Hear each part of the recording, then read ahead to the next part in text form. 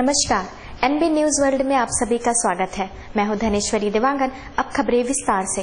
प्रधानमंत्री नरेंद्र मोदी ने वैश्विक स्तर पर सामाजिक और आर्थिक विकास में भ्रष्टाचार को मुख्य चुनौती करार देते हुए कहा कि आतंकवाद और अपराध से निपटने के लिए अंतर्राष्ट्रीय सहयोग जरूरी है।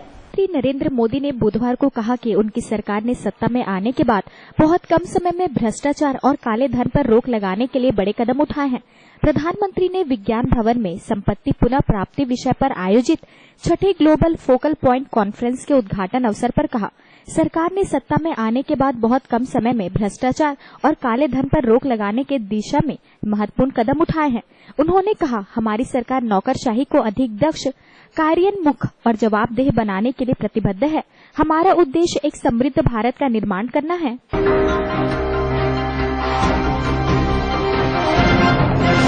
विधानसभा में बुधवार को जबरदस्त हंगामा हुआ। भाजपा विधायक विजेंद्र गुप्ता ने विहिप नेता अशोक सिंघल को सदन से श्रद्धांजलि देने की मांग की तो आम आदमी पार्टी के विधायकों ने उसका विरोध करना शुरू कर दिया। 70 विधायकों की विधानसभा में महज 3 विधायक वाली भाजपा ने सत्ताधारी आम आदमी पार्टी पर विहिप नेता को महत्व न देने का आरोप लगाया। मामला उस समय गर्म हो गया जब सदन में पेरिस हमले में मारे गए 129 लोगों को श्रद्धांजलि दी गई। भाजपा नेता विजेंद्र गुप्ता ने कहा कि अशोक सिंघल एक राजपुरुष थे। उन्होंने सिंघल को श्रद्धांजलि देने की मांग करते हुए कहा कि सदन में पहले भी ऐसे लोगों को श्रद्धांजलि दी जा रही है जो कि सदन के सदस्य नहीं थे। इनमें महात्मा गांधी जैसे तमाम लोग शामिल हैं। आप विधायकों ने सिंघल की तुलना महात्मा गांधी से किए जाने पर विरोध करना शुरू कर दिया। भाजपा विधायक के प्रस्ताव को विधानसभा अध्यक्ष रामनिवास गोयल ने यह कहकर खारिज कर दिया कि सिंघल विधानसभा के सदस्य नहीं रहे थे।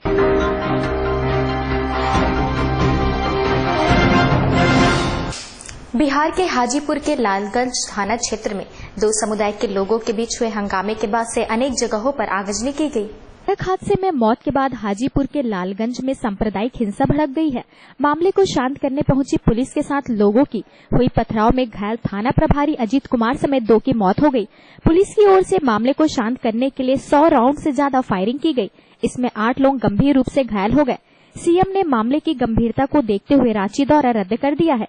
उच्च स्तरीय बैठक कर मामले को शीघ्र निपटाने का निर्देश जारी किया गया है। घटना स्थल पर पुलिस के सारे वरीय अधिकारी कैंप कर रहे हैं, लेकिन अभी भी तनाव व्याप्त है। ग्रामीणों के आक्रोश के कारण पुलिस गांव में प्रवेश नहीं कर पा रही है।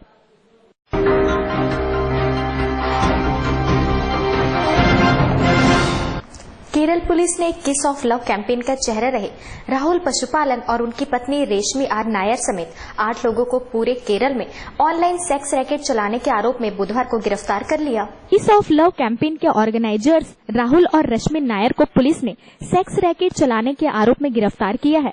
पुलिस ने बुधवार को किस ऑफ लव के आयोजक समेत 8 लोगों को सेक्स रैकेट चलाने के आरोप में गिरफ्तार किया है। पुलिस के मुताबिक ये लोग सोशल मीडिया प्लेटफॉर्म की मदद से सेक्स रैकेट को चला रहे थे। पुलिस को जब इस बात की भनक लगी तो सोशल मीडिया के माध्यम से सेक्स रैकेट चलाया जा रहा था तो साइबर सेल ने जाल बिछाकर पूरे मामले का भांडाफोड़ किया। गौरतलब है कि पिछले साल राहुल और रश्मि नायर ने केरल में मॉरल पुलिसिंग के विरोध में किस ऑफ लव कैंपेन चलाया था। इसके बाद यह कैंपेन दिल्ली समेत अन्य शहरों तक पहुंचा था।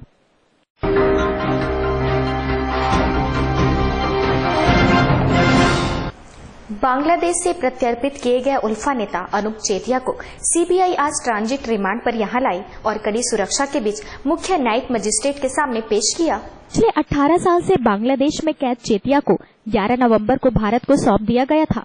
विशेष विमान से उसे यहां लाया गया और सुरक्षा में चल रही 2 गाड़ियों की अगुवाई में काफिले के साथ एलजीबी एयरपोर्ट के कार्गो गेट से बाहर लाया गया। साथ में पुलिस के कई वाहन पीछे पीछे चल रहे थे। एक वरिष्ठ पुलिस अधिकारी ने बताया कि 48 वर्षीय चेतिया का चेहरा ढका हुआ था। एयरपोर्ट से उसे सीधे मुख्य न्यायिक मजिस्ट्रेट कामरूप के समक्ष ले जाया गया।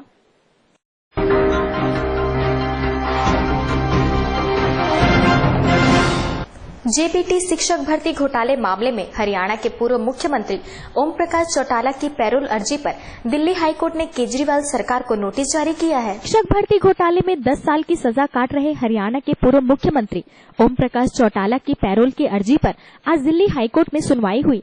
इस दौरान हाईकोर्ट ने दिल्ली सरकार को नोटिस जारी करके जवाब मांगा है कि आखिर ओम प्रकाश चौटाला की पैरोल किस कारण से रोकी गई थी। आपको बता दें कि दिल्ली सरकार द्वारा चौटाला की पैरोल अर्जी को खारिज कर दिया गया था। चौटाला बीमारी का हवाला देकर 2 महीने की पैरोल मांग रहे हैं।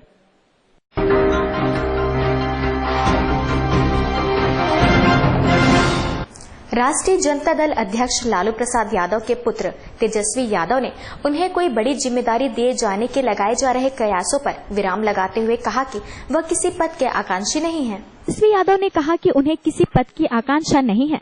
बिहार विधानसभा चुनाव नतीजे 8 नवंबर को घोषित किए जाने के बाद से ही राजनीतिक हलकों में कयास लगाए जा रहे हैं कि तेजस्वी यादव अपने पिता की राजनीतिक विरासत संभालेंगे। राजद विधायक दल की 13 नवंबर को हुई बैठक में लालू प्रसाद यादव को विधायक दल का नेता चुनने का अधिकार दिया गया था। तेजस्वी यादव ने कहा कि वह किसी पद के आकांक्षी नहीं है।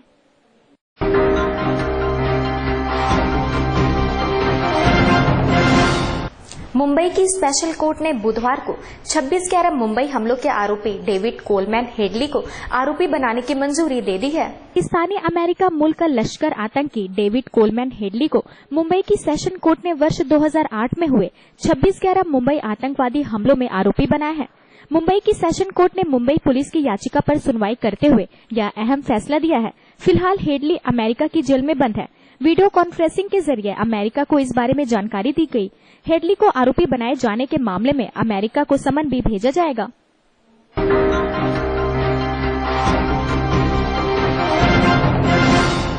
IPL 6 स्पॉट फिक्सिंग मामले में सभी आरोपी पर एक बार फिर दिल्ली हाईकोर्ट की गाज गिरी है। दिल्ली हाईकोर्ट ने सभी आरोपी के खिलाफ नोटिस जारी किया है।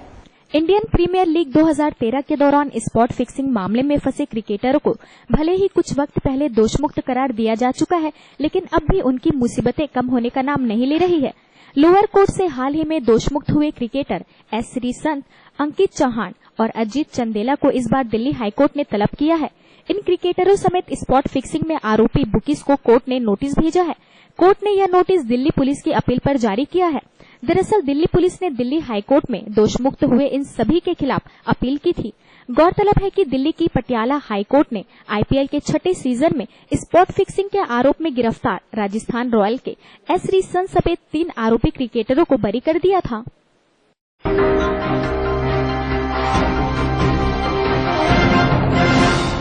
छत्तीसगढ़ की राजधानी रायपुर के अमलीडीह में छत्तीसगढ़ की सबसे बड़ी पुलिस लाइन तैयार करने की तैयारी की जा रही है। इसमें पुलिस का नया कंट्रोल रूम बनेगा, जहां से लगभग पूरे राज्य के पुलिस थाने और पुलिस लाइन संपर्क में होंगे। मुख्यालय के जरिए रायपुर IG GP सिंह ने इस प्रोजेक्ट की प्लानिंग तैयार की है। उनका कहना है कि फिलहाल मल्टी स्टोरेज बैरक यहां बनाए जा रहे हैं। यह करीब 2 मंजिला बनाया जाएगा। राज्य में इस तरह का बैरक पहली बार बनेगा। एक बैरक में पूरी एक बटालियन को ठहराया जा सकता है। आमतौर पर नक्सल इलाके में आने जाने, चुनावी गतिविधियां और बड़े आयोजनों को लेकर राजधानी में सैकड़ों फोर्स का मूवमेंट होता है। फोर्स को अक्सर स्कूल कॉलेज के भवनों में अस्थायी तौर पर ठहराना पड़ता है। इस पुलिस लाइन के तैयार होने से यह समस्या दूर हो जाएगी। पुलिस लाइन के ऑलरेडी हमारे पास जगह की कमी पड़ रही है। जो पुराना पुलिस लाइन है तो 10 एकड़ जमीन को एक्वायर करके वहां पे ऑलरेडी बैरकें बनाना काम प्रारंभ किया है। आने वाले समय में जो नया विस्तार है वो वहां पे किया जाएगा।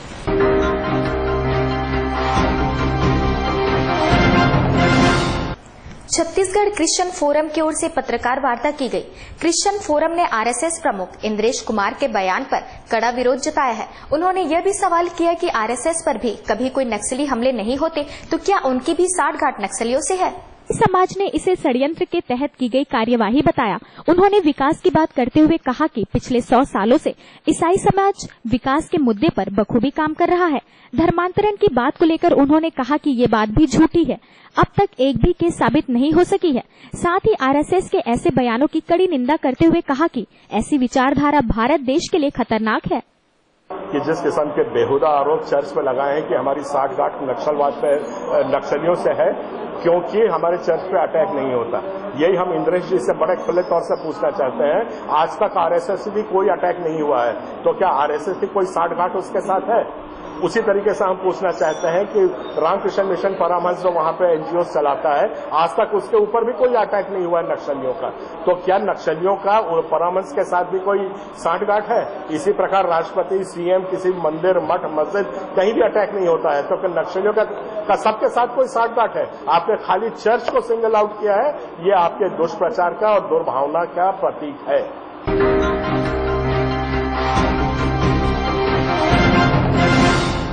छत्तीसगढ़ प्रदेश कांग्रेस कमेटी के शीर्ष नेताओं की बैठक हुई, जिसमें आगामी रणनीति को लेकर चर्चा की गई।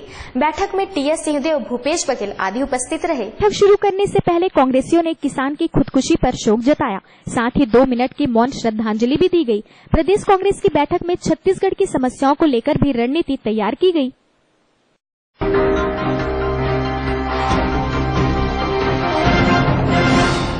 प्रदेश में तेजी से फैल रहे स्वाइन फ्लू के खतरे को देखते हुए लोगों में जागरूकता लाने के उद्देश्य से पत्रकार वार्ता रखी गई थी। स्वाइन फ्लू एक संक्रामक रोग है। सर्दी, जुकाम आदि इसके प्रमुख लक्षण हैं। स्वाइन फ्लू से बचने के लिए रोग प्रतिरोधक क्षमता का विकास करें। गर्भवती महिला के लिए स्वाइन फ्लू ज्यादा खतरनाक है। छत्तीसगढ़ में अब तक स्वाइन फ्लू से लगभग 51 मौत हो चुकी है।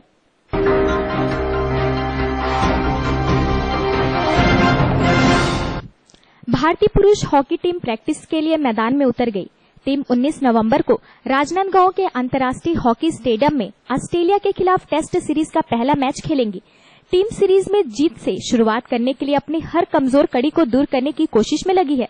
भारतीय टीम रायपुर के सरदार वल्लभ भाई पटेल अंतर्राष्ट्रीय हॉकी स्टेडियम में अपनी कमजोर पेनाल्टी कॉर्नर को मजबूत करने की कोशिश में लग गई। ग्राउंड पर उतरते ही खिलाड़ियों ने सबसे पहले रनिंग की और फिर हॉकी स्टिक लेकर अपनी कमजोरियों को दूर करना शुरू कर दिया।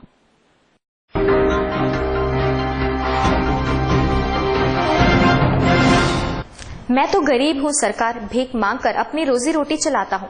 इतने पैसे नहीं कि बैंक में खाता खुला सकूं। जी हाँ, यह कहना है एक गरीब भिखारी का, जो कई महीनों से कलेक्ट्रेट के चक्कर काट रहा है। विकलांग श्रीवास्तव का कोई माँ बाप नहीं है। कलेक्ट्रेट परिसर में मकान के लिए दर दर भटक रहा है। श्रीवास्तव मंदिर के सामने अपनी पत्नी और बच्चे के साथ भीख मांगता है। उसके पास न खाने को दाने हैं और न ही रहने को मकान।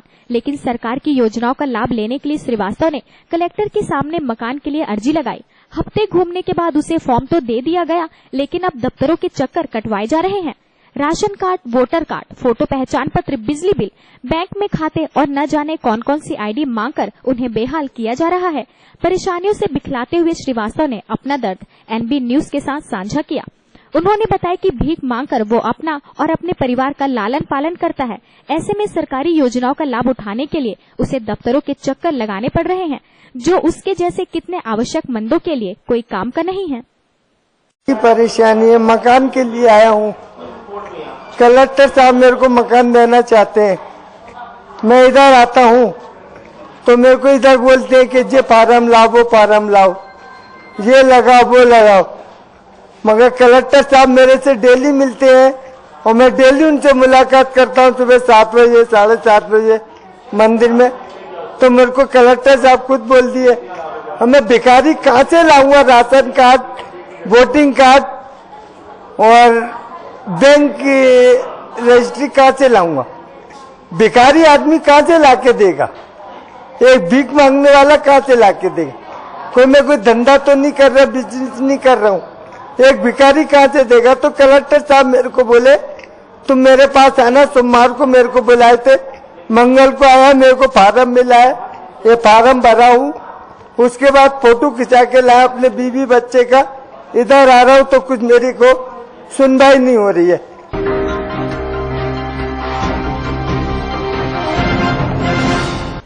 भले ही सरकार उसना चावल पर बैन लगा चुकी हो, लेकिन आज भी पीडीएस सिस्टम के तहत उसना चावल बांटा जा रहा है। जी हाँ, यह मामला है छत्तीसगढ़ के अभनपुर का, जहां घुन लगे चावल और उसने चावल बांटे जा रहे हैं। पूरे इलाके में पीडीएस सिस्टम के तहत राशन कार्ड धारियों को उसना चावल बांटा जा रहा है, जिसकी शिकायत जनपद पंचायत अभनपुर के सभापति टिकेंद्र सिंह ठाकुर कलेक्टर ऑफिस पहुंचे। यहां उन्होंने कलेक्टर और अपर कलेक्टर से मामले की शिकायत की। साथ ही उन्होंने अवैध शराब बिक्री मामले की भी शिकायत की। जो चावल बांटा गया है ग्रामीणों को, उसको पुनः वापस मंगाकर पुनः उनको पीडीएस चावल है फिर से नहीं। हम तो आज पहली बार इनसे मिले हैं। बीच में हमने टेलीफोनिक शिकायत की थी, तो एक ग्राम पंचायत का चावल उन्होंने वापस मंगाया था। चंडी पंचायत थी जहां भी घटिया और कीड़े युक्त चावल बांटे गए थे। इसको हमारी टेलीफोनिक शिकायत पे उस पंचायत की सोसाइटी से चावल को वापस मंगाया गया था। लगभग अभनपुर इस दिवाली के समय में इस सरकार का तोहफा था कि घटिया और कीड़े युक्त चावल पूरे पंचायतों में बांटेंगे। अभनपुर के लगभग सभी पंचायतों में कीड़े युक्त और घटिया चावल बांटे गए।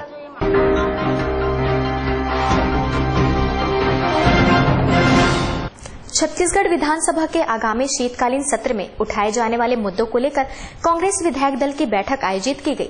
बैठक में विधानसभा सत्र में उठाए जाने वाले मुद्दों पर चर्चा कर शॉर्ट लिस्टिंग की गई। कांग्रेस विधायक दल की बैठक में विधानसभा सत्र के दौरान राज्य सरकार को घेरने के लिए सवालों की एक शॉर्ट लिस्ट बनाई गई है। कांग्रेस विधायक दल की 15 दिसंबर को पुनः विधायक दल की बैठक रखी गई है, जिसमें किसानों के मुद्दे सहित कई मुद्दों को लेकर चर्चा की जाएगी।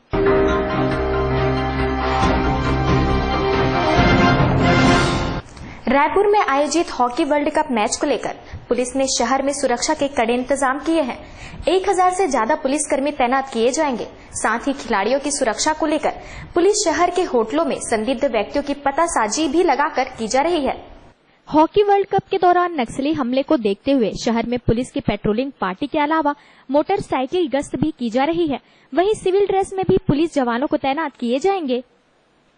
अंतर्राष्ट्रीय हॉकी मैच रायपुर में निकट भविष्य में आयोजित होगा। 26 तारीख से लेकर 6 दिसंबर तक का शेड्यूल्स हैं। सभी टीम्स आना प्रारंभ हो गई हैं। अंतर्राष्ट्रीय टीमें इसमें अंतर्राष्ट्रीय स्तर से ये मैचेस सभी टीमें यहाँ पधारेंगी।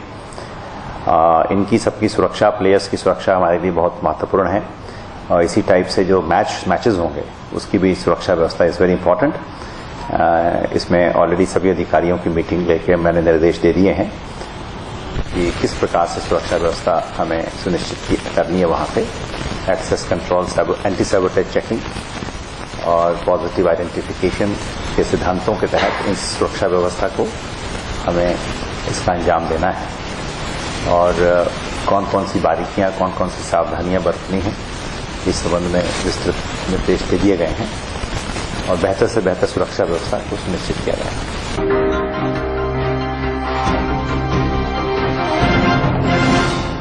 ताजा तरीन खबरों के लिए बने रहिए हमारे साथ एनबी न्यूज वर्ल्ड में।